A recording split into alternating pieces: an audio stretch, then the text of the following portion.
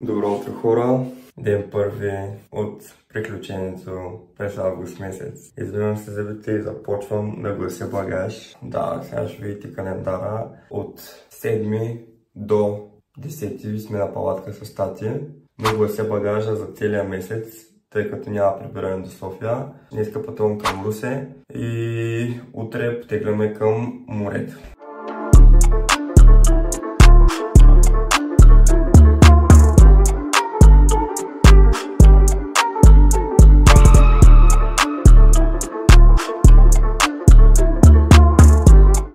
Хора, вече съм малко по-освежен.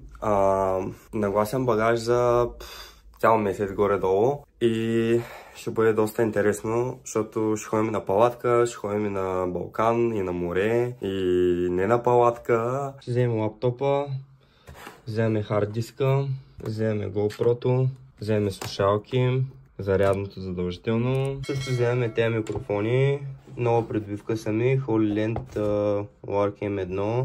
Има някой, който ги ползва и има някакво мнение за тях, долу в коментарите да пише. Двумях се между Rode Wireless Go и между тея. Като цяло те са на доста по-бюджетна цена. Надявам се качеството да е горе-долу на същото ниво. Хората, тъй като сега сметна 20 дни няма да ме има.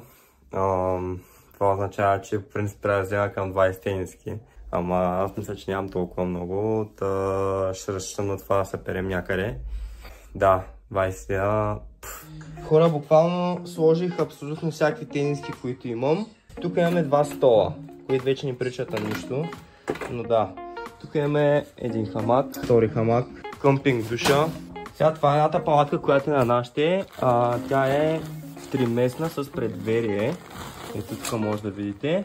Също, дами и господа, това е голямата чанта, в която тук има помпа, има душ. Това е душа, това е реално като палатката, която го закрива. Тук има вътре маска и шноркел. Да, сега ще ви отворя да видите всичко. Така, това е помпа за спалните чували. Тук има два душека, тук има спален чувал и това е 4-местна палатка. Тая чанта е доста удобна, защото е доста голяма и могат да се поберат доста неща в нея. Хора, както виждате, това е новата придобивка. Тати я взе и каза, аз искам да бъда тарикат и като ходя на палатки, да ми е готино, да си ходя до тоалетна нормално. Това е преносима тоалетна. Това са двата препарата, които вървят с тоалетната. Това е за чиста вода, това е за мръсна вода. Това се сипва отгоре и следователно това е за долната част. Тоалетната е разделена на две и си пускаш както нормална тоалетна водата. После отпадъците стават на водна основа и се изхвърлят на определени за това места. Това тук е хладилна чанта, която е доста мъничка. Това са пълнителите, които се слагат в фризера, за да замръзнат и държат хладно. Значи до момента имаме дрехи. На Никол дрехите, понеже тя ще дойде по-късно на морето, ще са в отделен куфар. Имаме два стола. Там имаме маса. Тук имаме за душа обграждението, което е. Тук казахме, имаме маска с два шнорхела. Има две палатки. Защо говориш се едно рапираш? Не рапирам, просто говоря бързо. Маса имаме. Имаме два препарата. Ето го е мястото, откъдето излиза нашата храна. Между другото сме доста доволни. Взехме го миналата година, беше за 45 лева. Да, виждате, малко е пострадал тук, защото се откачаше. Ама тиксото винаги помага. Не е много компактно, не се събира в багажника, обаче седи на задната седалка като нашето детенце. Даже му връзвам колан, ще видите по-късно. Долу също си има си място, където да пада. Тук се слага начиния. Никол прави кафенце. Да, за втори път. Най-накрая успея. Това е начин ситуацията. Аз тръгвам от днеска до Русе. Никол не мога да тръгне в момента с мен, защото на 10-ти... ангажимент. Да, има фотосесия. И за Playboy. И следователно... Много неща ми липсват за Playboy. Сега пътувам към Русе. От Русе отиваме на морето с тати. После се прибирам до Русе. С колата баща му отиват на морето. Да, тъй като моята кола има проблем, който ще го оправим в Русе. Да, значи след като се върнат в сряда в Русе обратно, след палатките. Той ще остане там до събота. Аз съм си тук през цялата седмица да си работя, да си действам нещата. В събота той е на дипломиране във Варна и ще отиде в петък вечер. Няма да се дипломирам, отивам на приятелка. В петък вечер отивам във Варна. В събота сутринта съм там. Никол събота тръгва с поделено от София до Бургас. Аз от Варна тръгвам към Бургас да я взема. Отиваме на Созопол. Вечерта сме на Темпераменто. И оттам насетне от 12 до 17 сме в Созопол. От 18 до 20 сме на Камчийски пясъци на моя рожден ден. Ще го празнувам на къмпинг. И после от 21 до 28 сме на Gypsyland. Отново на палатки. Обаче да предупредя за едно нещо. Винаги, когато тръгваме някъде на път, никога, ама никога нещата не минават по план. Винаги нещо се обърква, нещо се щупва, нещо се забравя, нещо се прецаква. Винаги става нещо и то е толкова комична ситуацията, защото тези неща само на нас може да се случат. В смисъл, нали сега да не случи толкова банално, обаче от нашите приятели само на нас се случват такива тъпочи. Ама то за това е забавно. И да, е много забавно, но някой път е изнервящо, обаче в повечето случаи е забавно. Хора, вече правят трети курс. Направо винаги е някакво приключение да гласим багаж. Толкова много. В тази раница има всичко нужно за оцеляване. Има всякакви подправки, има за комари, има фенерчета, има туалетна хартия, има надуваема възглавница, има въжета, има отверки, ножове. Всичко нужно за оцеляване за една вечер. Тая раница също лампички, мокри кърпички, има горелка, общо взето газово котлонче. Приятели, аз тръгвам към Русе, Никол остава. С този чупапчо. И Калян ще го види чак на 28 август. Сега днес датата е 6 август. Да, след 22 дни ще го види отново. Нашия Мунянчо остава първо на гости в Калинал. До кога? До 19? Да, до 20, после от 22, как го поема. Според вас, ха-ха-ха ли е това или на? Котенци, ризата за Gypsyland. Най-важното нещо забрави, чакай.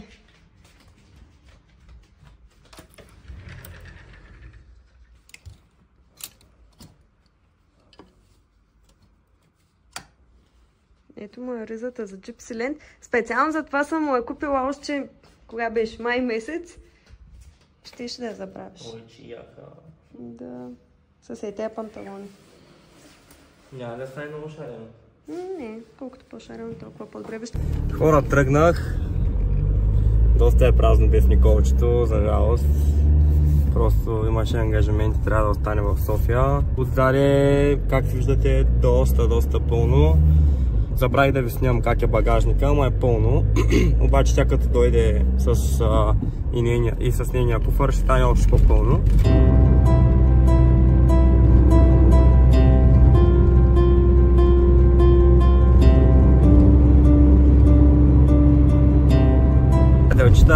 Някъде на 2 часа сме от Русе, пътуваме, до сега валя дъжд, пътя е горе-долу добре. Надявам се да няма много хора на палатките, защото сме през седмицата. Ако беше събота неделя, ще да бъде фул макс, особено сега, ако с месец е направо лудница. Приятели, пристигна в Русе. Ето го и Топчо. Той не посрещна, само че тук няма друго котенце. Ами, пътя беше малко натоварен, имаше трафик, доста румънци се прибираха, сигурно от море, от Гърция са ходили. Сега ще ставаме да вечеряме и так му обсъждахме какво сме взели за хранене. За палатката и утре тати е на изпит по програмиране. След това тръгваме. Хора, ето ги, мама и тати. Хапнахме, мама беше сготвила пиле с ориз и много свежа салатка. Бус музичка на тераската. Събираме сили за утрешния ден. Мама ще ни праща поздрави от работа. Лека от нас и от... Ето е господин, тук и така. Тоби! Добро утро, хора! Отивам да потренирам малко и после потегляме. трябва да преместим багажа от моята кола в тази колата, за да оставим тая на ремонт и тръгваме към морето. Пренасяме багажа, хора, от тая кола в тая и ще е пълна лудница, защото има доста багаж. Официално нашето приключение започва. Тръгваме от Русе към 2 часа. Очаква се да пристигнем там към 5. Ще видим, до сега не сме ходили на това място. Място се казва Камчийски пясъци. В интернет пише и клиповете показват, че не е точно на плажа. Мисли малко по... защото самата ивица е много голяма и горичката е малко по-надалеко от самия плаж. Но като отидем на място вече ще видим.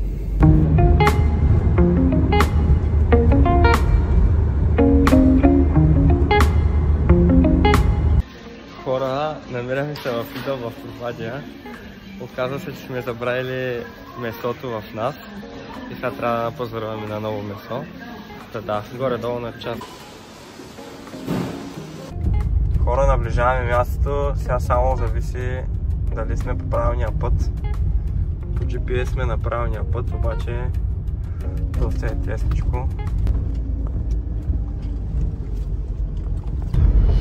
Пътя е много тесен и колата вече леко се удара. Но продължаваме напред. Ето тук има някакви хора, които са на къмпинг.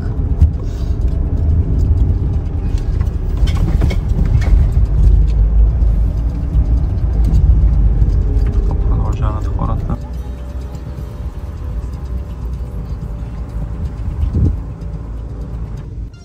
Тук си много яко. Приятели, пристигнахме. Това е нашето местенце. Само се притесняваме дали през сутринта ще има сянка. В принцип бяхме гледали Борова горичка, обаче това мислим, че е доста по-готино, защото тук има гледка към морето. Там нямаше. И да, вижте колата колко е пълна. Направо е пълна лудница. Броска,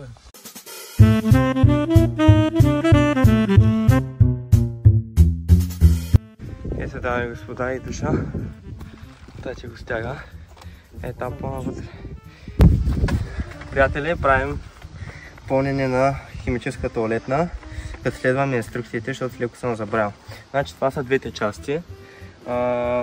Сега, това е препарата, както ви казах по-рано, за чистата вода. Сипваме 2-3 литра от него. Сега 2-3 литра не мога много да ги преценя, ама... То няма шанс да е цялото 1 литър. 200-300 мг може би. Може би да. Всъщност даже 80 мл. Ами виж, чакай сега, не е ли колкото капачката или там от страни, ли мяркато й? Няма мярка, има само мерител. Миналия път сложих на око. Добре. Толкова са. Ай, още малко от нас да ми. Айде от нас да ми. Ще плюс 10-15 литра вода. Ще сложим... Това е судното. Аз сложих за горе. Ние си пил в това. Той ли? Да, и си го изпил в това.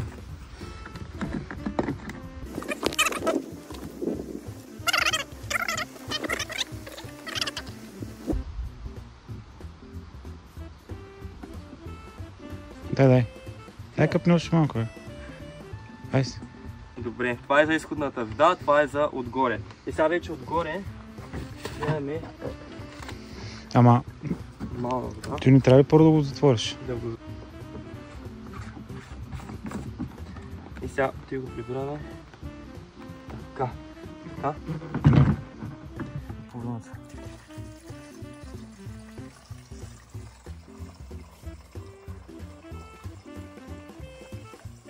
Дами и господа, вече имаме готова палатка. Тоалетна. Цак, тук е. Сложихме душа на дървото. И той се влиза. Реално е така, да. И това ти е тоалетната. Чиста работа. Хора, почна да прилича вече на нещо. Така, вече на дъшека. Тук 4 стола, тати вика да опаним другата палатка и тъй. За самочувствие. Тук изнамайсторих някакъв много измислен хамак. Защото дървета са много далеко едно от друго, ама да, мисля, че е окей. Тая има съседи. Я обясни на хората как се пали огън.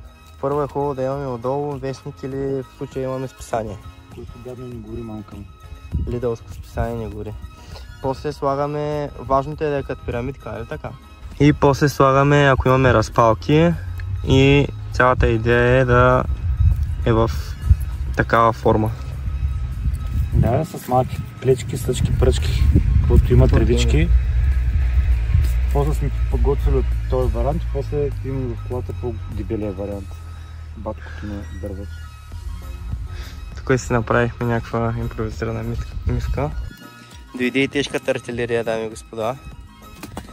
Решихме да го палим за момента само на дървета без въглища. Хора, сложих и това знаме тук.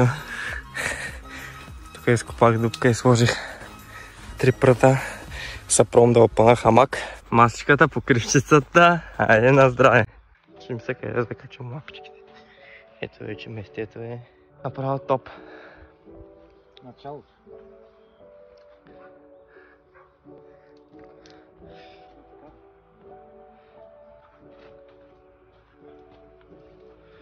Да, или около да. Ама не, перфектно, защото той ще свети.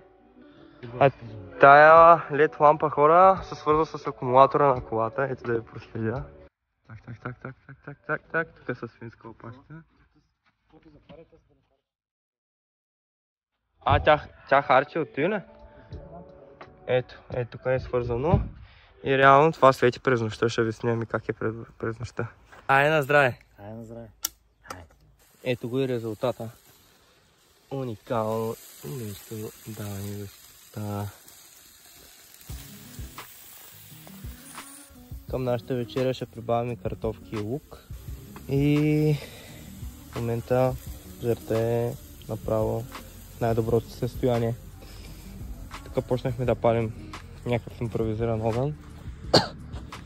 И това е. Нашата... Аз сложихме лампичките тук. И те са соларни и ще почне да светят, когато стане тъмно навънка. Това е залеза. Залеза! Нещо уникално. Още не знаем колко е пътят до плажа. Ама там има някакви хора, които сега чак се прибират. И тук сложихме знамето, обаче няма никакъв вятър. За да видите как се вей. Ето това ни е кемпа отдалеко. Някаква музика се чува оттам, не знам. Ето тук има различни хора. Малко ги прегорихме. Те с по-страни по-остават. Но мисля, че е вкусничко. Дами и господа, това беше от нас. За този ден. Снимаме пак вечерта, като сме на огъня. Там на този... огън ще отидем. Добре, това е сфрата от нас. Тук имаме пържо... Не, имаме ребра и наденички.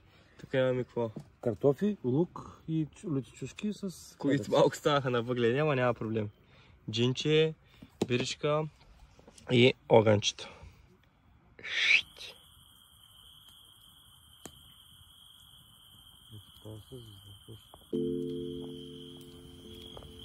Ето хора, огънчето се гори, нищо друго няма да видите. Небето едва ли ще се види. Много падащи звезди.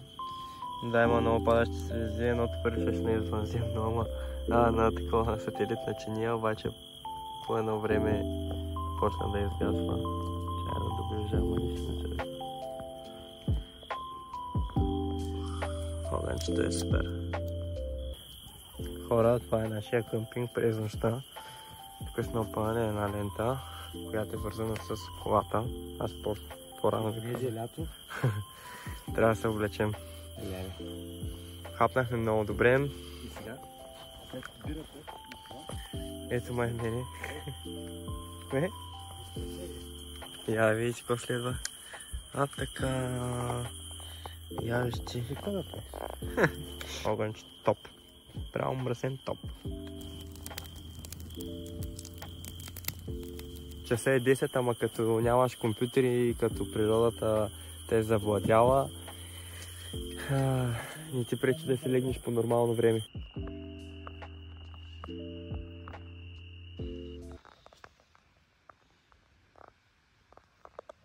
Добро утро, хора!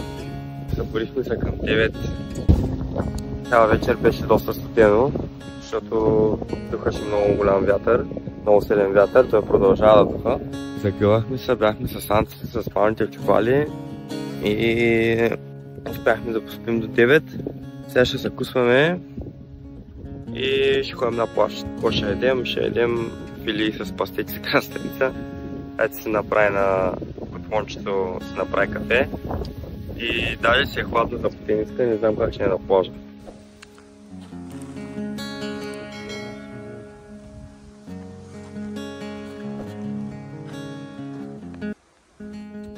Дами и господа, това е нашата гурме закуска. Филии с пастет и с краставичка на фона на моренцето.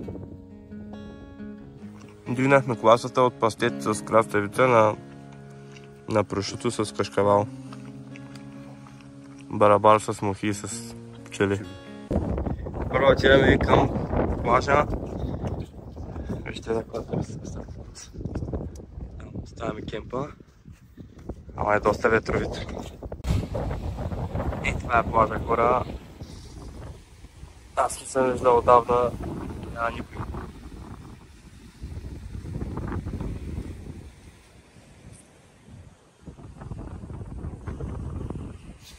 Това е много ветровито. И там стигнах до пътечката и идвахме на плажата. 12 seconds later. Хора, не ни се получи нашия плаж. Много силно духа и е много зле, духът е в очите, водата е супер студена. Дават го по-късно, че ще се стопли, че няма да има толкова силен вятър и ще пробваме. И се връщаме обратно за нашата пътека. Ако виждате, хора, времето се влошава, може и да завали. Никакъв плаж няма да правим днеска. Облякохме се, ще изядем това, което стана вчера, барбекюто. И не знам, ще не какво става въпрос. Право е много добре. Много да не завали. Хора, втори опит, часа е 5:30 и отиваме на плажа пак. Този път слънцето вече изпече и до сега сме спали, нищо не съм снимал днеска, буквално прекапа за малко, времето супер много се влоши, легнахме да спим, нищо не сме правили и в момента правим втори опит за плаж. Надявам се този път да няма такъв вятър и поне да се седи на плажа. Дори да ни хора, препоръчвам го този плаж, вижте колко е голяма ивица там, няма почти никой. Ние решихме да дойдем без чадърите, защото вече не е толкова силно, но водичката днеска е хладничка. Хладничка е, да.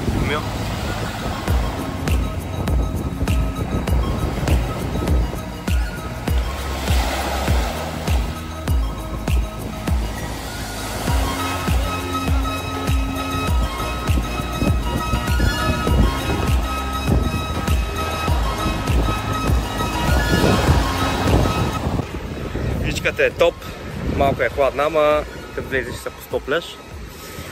Друго си е моренцето, хора, друго си е. Днеска си мислехме, че цял ден няма влизане в водата, обаче сега като постопля е супер. Само вълните са донесли много водорасли, в момента не знаеш къде влизаш, е малко гнусна работа, ама горе-долу на постъпванка хвърля се и какво стане.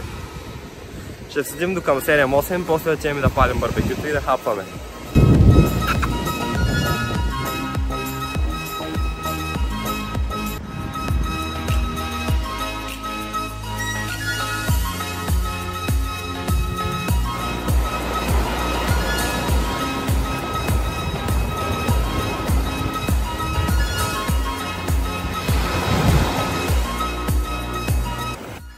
Както виждате, и тук до нас има хора. Тя горе там. Ами хора, това беше плажа за днеска. Сега ще почваме да правим барбекюто и ще хапваме. Днеска сме взели кебабчета, народни. Има и лютеница. И да, надяваме се утре времето да е по-добро и да направим по-дълъг плаж. Тая вечер ще направим морковчета и лук. Мисля, че има и червен лук. Обелваме ги и ще ги нарежем на по-големи, за да ни паднат в барбекюто. Ето хора, днеска сме на кебабченца и на моркови, лук, червен и бял. И ги овкусихме с червен пипер и с зехтин.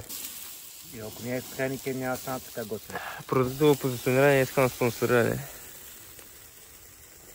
Лампичките днеска светнаха. Ама пак, то днеска времето въобще не беше слънчево, обаче пак са се заредили. И вече навънка почна да стана тъмничко.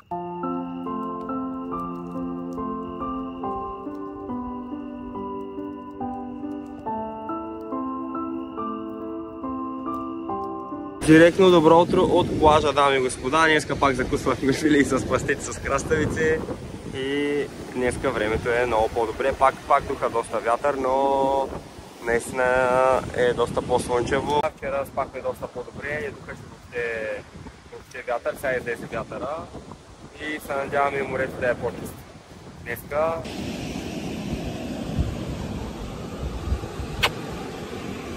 как не да прескърпата?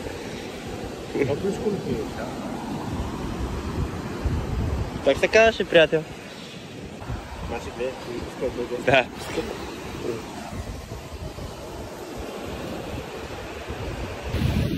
Хора, малко реших да направя джогингче, трябва да се бяга.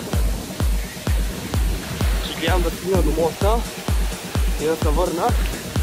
На кой лъжа, няма да стигна до моста бягайки, но да.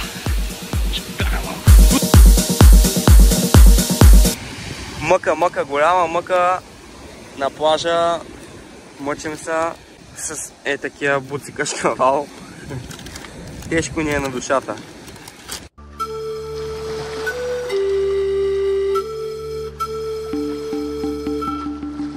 Това е, господа, циркови изпълнения от Радомир Генчев.